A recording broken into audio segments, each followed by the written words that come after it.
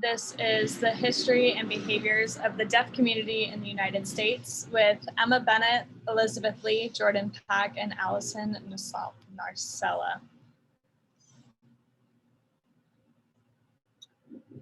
In the early years of deaf history in the 1700s, rich Americans would send their deaf children to European schools for the deaf, thus separating their deaf children from their families.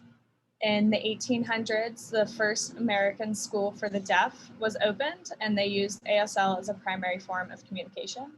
The school was opened by Laurent Clerc, Thomas Gallaudet, and Dr. Cogswell. In 1880, there was an international conference that decided spoken language is superior to ASL, and this was headed up by Alexander Graham Bell. In the early 1900s, oralism became widespread due to Graham Bell's decision, and pretty much all of the teachers in deaf schools were hearing and would punish more manualism. In 1926, Deaf President Now movement began, and the first dean of Gallaudet University was elected, I. King Jordan. This was a really big deal for the deaf community because it put them back in power.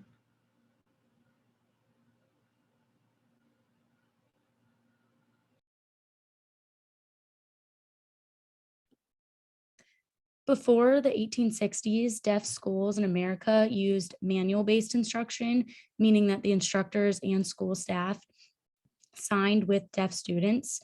However, in the 1880s, notable figures such as Alexander Graham Bell promoted oralism rather than deaf culture.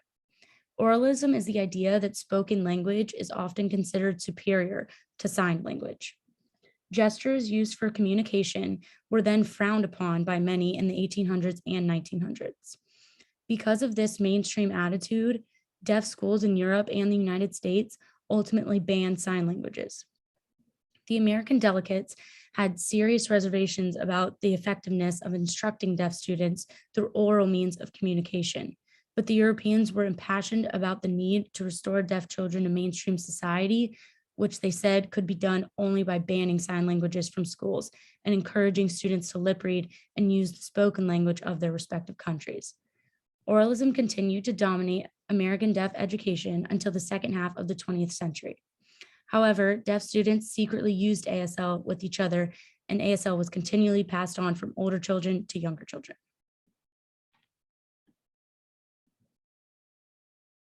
Here we have provided a video that goes more into depth on the history of deaf culture and how it was originated throughout the years.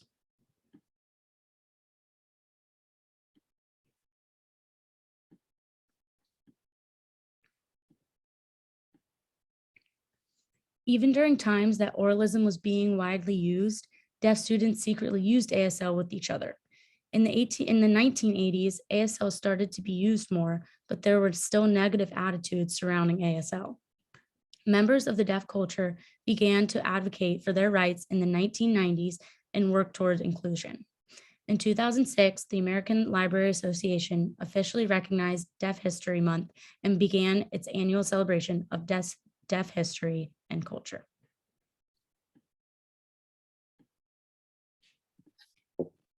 Deaf culture are the values, behaviors, and traditions that encompass deafness.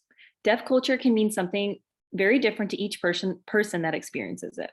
There are lots of different ways a person can show up their deaf culture. Some will use American Sign Language or go see deaf plays or poetries. Some examples of deaf culture are promoting the use of ASL and vision as the primary senses in an educational environment.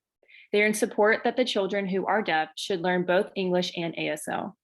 They believe this is important because there's so much deaf culture surrounding ASL. They believe that eye contact is respectful and needed when watching and communicating with others. When needing to get someone's attention, a gentle tap on the shoulder is appropriate. These are just some of the behaviors that are associated with deaf culture. Like I said before, there are lots of behaviors associated with deaf culture.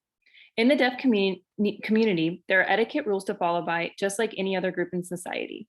These behaviors might vary from one community to the next, but most are very similar because they follow deaf culture ideas. Some of these behaviors include, but are not limited to, maintaining eye contact, being direct in conversation, stomping on the floor, banging on the table, turning the lights off and on, exaggerated facial expressions while using ASL, and sharing of personal information. Just to add a little bit more about some specific behaviors within deaf culture, they're very rule-specific behaviors in communication. So they have the conventional rules of turn taking because they can't hear each other. It's a lot easier for them to know when it's their turn if they follow this rule. They also have visual attention during speaking, just so they get the maximum amount of comprehension from their conversation. They have visual indicators that the conversation is finished, again, because they can't hear when the conversation's done. They make it very obvious when they finish their sentence. They have strategies for gaining a person's attention. So they gently tap a person on their shoulder. If they're facing away from them, they'll wave at someone if they're facing them. And they flick the light switch on and off in a room to gain a whole group's attention. And they also view conversation as an investment rather than an imposition. So they take time with their face-to-face conversations just so they can understand each other and really have like a meaningful and valuable conversation, although they can't speak. And they use a lot more gestures, facial expressions, and body language than we use in English speaking. And some customs in deaf culture, they highly value sign language and they support sign language in educational settings to spread the overall use of it. They want to create a bilingual society through these programs. So they instill programs within schools like teaching ASL, which has become a lot more popular over the years. And they really value competence in both English and sign language. And within the deaf culture, they have a collectivist culture. So they consider themselves part of like a member of a group, a very close-knit community. And usually in America, we are part of an individualistic culture. So this is something that's kind of different. They enjoy group activities and they have a high sense of interconnectedness with other people within their culture, and they really value getting to know one another. And something I thought was interesting is they have the lengthy goodbye, which like saying goodbye within deaf culture can take over an hour to complete. So like I said, they really value an interconnectedness and they want to get to know one another very well. So being interconnected with members, it develops these deep connections, making saying goodbye a very long process.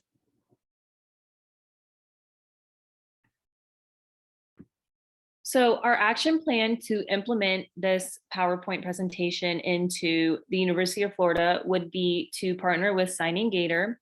This is an organization here at UF that strives to bridge the gap between the deaf and hearing worlds.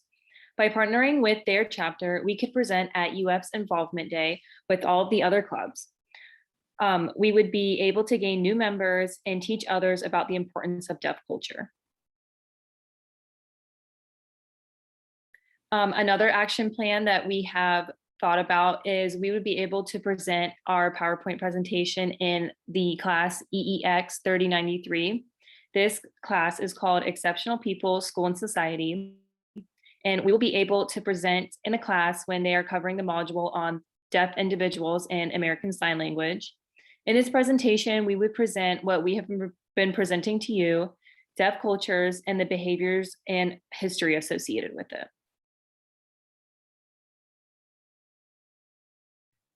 For our financial plan, we would like to host a fundraiser at the Chipotle Mexican Grill in Gainesville, Florida. And we'd reach out to organizations on campus like NISLA, Signing Gators, and like members of Greek Life. So if they go to the Chipotle and they buy something, 30% of that profit will be donated to FAVI. And FAVI is a UF organization. It's a deafblind collaborative. And it's a program that serves the entire state of Florida by providing training and consultation services to family with children who have concurrent hearing loss and vision loss. And below is attached a link to their website.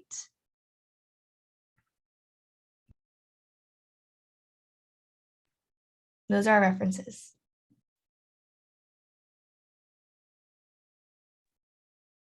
Thank you.